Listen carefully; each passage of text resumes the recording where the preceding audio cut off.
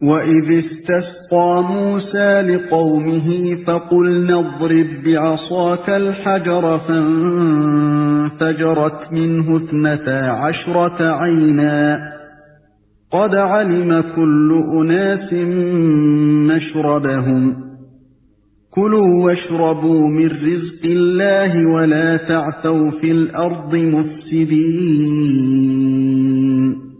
یاد کرو جب موسیٰ نے اپنی قوم کے لیے پانی کی دعا کی تو ہم نے کہا کہ فلاں چٹان پر اپنا عصا مارو، چنانچہ اس سے 12 چشمے پھوٹ نکلے، اور ہر قبیلے نے جان لیا کہ کون سی جگہ اس کے پانی لینے کی ہے۔ اس وقت یہ ہدایت کر دی گئی تھی کہ اللہ کا دیا ہوا رزق کھاؤ پیو اور زمین میں فساد نہ پھیلاتے پھرو، چنانچہ اس سے 12 چشمے پھوٹ نکلے۔ وہ چٹان اب تک جزیرہ نما سینا میں موجود ہے، سیاح اسے جا کر دیکھتے ہیں اور چشموں کے شگاف اس میں اب بھی پائے جاتے ہیں۔ 12 چشموں میں یہ مصلحت تھی کہ بنی اسرائیل کے قبیلے بھی 12 ہی تھے، خدا نے ہر ایک قبیلے کے لیے الگ چشمہ نکال دیا تاکہ ان کے درمیان پانی پر جھگڑا نہ ہو۔ وَإِذْ قُلْتُمْ يَا مُوسَىٰ لَن نَّصْبِرَ عَلَىٰ طَعَامٍ وَاحِدٍ فَادْعُ لَنَا رَبَّكَ يُخْرِجْ لَنَا مِمَّا تُنبِتُ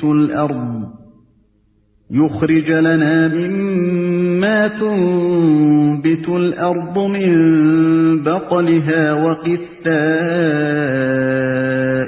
وَفُومِهَا وَعَدَسِهَا وَبَصَلِهَا قَالَ أَتَسْتَبْدِلُونَ الَّذِي هُوَ أَدْنَىٰ بِالَّذِي هُوَ خَيْرٌ اهْبِطُوا مِصْرًا فَإِنَّ لَكُم مَّا سَأَلْتُمْ وَضُرِبَتْ عَلَيْهِمُ الذِّلَّةُ وَالْمَسْكَنَةُ وَبَاءُوا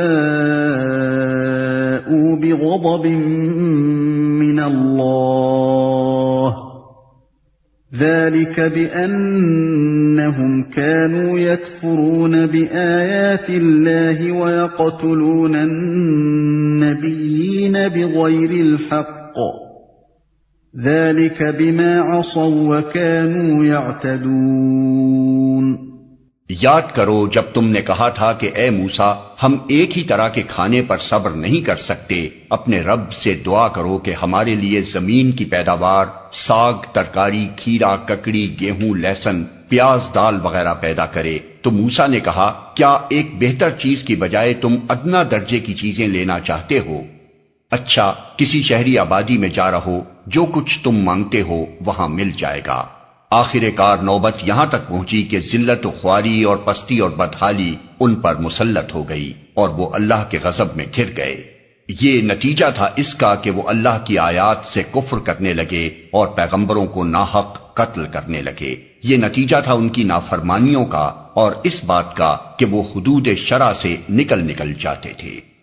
موسیٰ نے کہا کیا ایک بہتر چیز کی بجائے تم ادنا درجے کی چیزیں لینا چاہتے ہو؟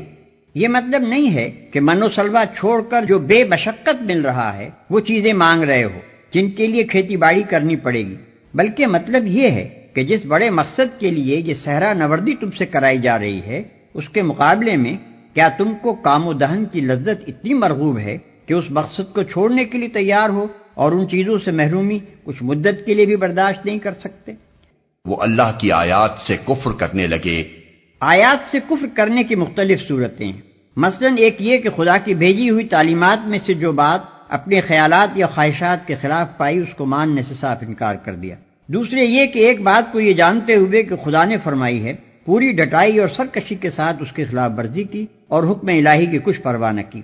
تیسرے یہ کہ ارشاد الہی کے مطلب و مفہوم کو اچھی طرح جاننے اور سمجھنے کے باوجود اپنی خواہش کے مطابق اسے بدل ڈالا۔ پیغمبروں کو ناحق قتل کرنے لگے۔ بنی اسرائیل نے اپنے اس جرم کو اپنی تاریخ میں خود تفصیل کے ساتھ بیان کیا ہے۔ مثال کے طور پر ہم بائبل سے چند واقعات یہاں نقل کرتے ہیں۔ 1. حضرت سلیمان علیہ السلام کے بعد جب بنی اسرائیل کی سلطنت تقسیم ہو کر 2 ریاستوں یروشلم کی دولت یہودیہ اور سامریہ کی دولت اسرائیل میں بٹ گئی تو ان میں باہم لڑائیوں کا سلسلہ شروع ہوا اور نوبت یہاں تک آئی کہ یہودیہ کی ریاست نے اپنے ہی بھائیوں کے خلاف دمشق کی آرامی سلطنت سے مدد مانگی۔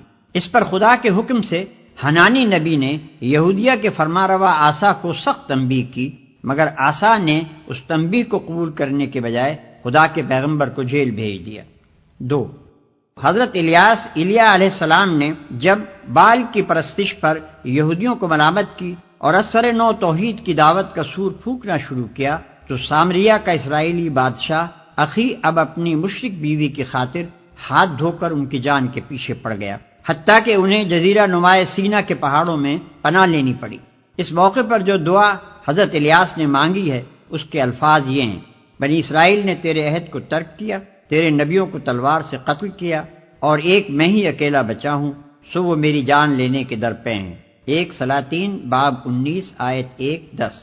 3، ایک اور نبی حضرت میکایہ کو اسی اخی اب نے حق گوئی کے جرم میں جیل بھیجا اور حکم دیا کہ اس شخص کو مصیبت کی روٹی کھلانا اور مصیبت کا پانی پلانا۔ سلاطین باب 22 آیت 26 اور 27۔ 4، پھر جب یہودیہ کی ریاست میں علانیہ بت پرستی اور بدکاری ہونے لگی اور زکریا نبی نے اس کے خلاف آواز بلند کی تو شاہ یہودا یواس کے حکم سے انہیں عین ہیکل سلیمانی میں مقدس اور قربان گاہ کے درمیان سنسار کر دیا گیا۔ 2 تواریخ باب 24 آیت 21۔ 5، اس کے بعد جب سامریہ کی اسرائیلی ریاست آشوریوں کے ہاتھوں ختم ہو چکی اور یروشلم کی یہودی ریاست کے سر پر تباہی کا طوفان تلا کھڑا تھا تو یرمیاہ نبی اپنی قوم کے زوال پر ماتم کرنے اٹھے اور کوچے کوچے انہوں نے پکارنا شروع کیا کہ سنبھل جاؤ ورنہ تمہارا انجام سامریہ سے بھی بدتر ہوگا۔ مگر قوم کی طرف سے جو جواب ملا وہ یہ تھا کہ ہر طرف سے ان پر لعنت اور پھٹکار کی بارش ہوئی، پیٹے گئے، قید کیے گئے، رسی سے باندھ کر کیچڑ بھرے حوض میں لٹکا دیے گئے تاکہ بھوک اور پیاس سے وہیں سوکھ سوکھ کر مر جائیں، اور ان پر الزام لگایا گیا کہ وہ قوم کے غدار ہیں، بیرونی دشمنوں سے ملے ہوئے ہیں۔ یرمیاہ باب 15 آیت 10، باب 18 آیت 20 اور 23، باب 20 آیت 1 اور 18، باب 36 تا باب 40۔ 6، ایک اور نبی حضرت آموس کے متعلق لکھا ہے کہ جب انہوں نے سامریہ کی اسرائیلی ریاست کو اس کی گمراہیوں اور بدکاریوں پر ٹوکا اور ان حرکات کے برے انجام سے خبردار کیا تو انہیں نوٹس دیا گیا کہ ملک سے نکل جاؤ اور باہر جا کر نبوت کرو۔ آموس باب 7 آیت 10 اور 13۔ 7، حضرت یحییٰ یوحنا علیہ السلام نے جب ان بد اخلاقیوں کے خلاف آواز اٹھائی جو یہودیہ کے فرمانروا ہیرودیس کے دربار میں کھلم کھلا ہو رہی تھیں تو پہلے وہ قید کیے گئے، پھر بادشاہ نے اپنی معشوقہ کی فرمائش پر قوم کے اس صالح ترین آدمی کا سر قلم کر کے ایک تھال میں رکھ کر اس کی نظر کر دیا۔ مرقس باب 6 آیت 17 اور 29۔ 8، آخر میں حضرت عیسیٰ علیہ السلام پر بنی اسرائیل کے علماء اور سرداران قوم کا غصہ بھڑکا، کیونکہ وہ انہیں ان کے گناہوں اور ان کی ریاکاریوں پر ٹوکتے تھے اور ایمان و راستے کی تلقین کرتے تھے۔ اس قصور پر ان کے خلاف جھوٹا مقدمہ تیار کیا گیا، رومی عدالت سے ان کے قتل کا فیصلہ حاصل کیا گیا، اور جب رومی حاکم پیلاطس نے یہود سے کہا کہ آج عید کے روز میں تمہاری خاطر یسوع اور برابا ڈاکو دونوں میں سے کس کو رہا کروں، تو ان کے پورے مجمع نے بالاتفاق پکار کر کہا کہ برابا کو چھوڑ دے اور یسوع کو پھانسی پر لٹکا۔ متی باب 27 آیت 20 تا 26۔ یہ ہے اس قوم کی داستان جرائم کا ایک نہایت شرمناک باب جس کی طرف قرآن کی اس آیت میں مختصراً اشارہ کیا گیا ہے۔ اب یہ ظاہر ہے کہ جس قوم نے اپنے فساق و فجار کو سرداری و سربراہ کاری کے لیے اور اپنے صلحاء و ابرار کو جیل اور دار کے لیے پسند کیا ہو، اللہ تعالیٰ اس کو اپنی لعنت کے لیے پسند نہ کرتا تو آخر اور کیا کرتا۔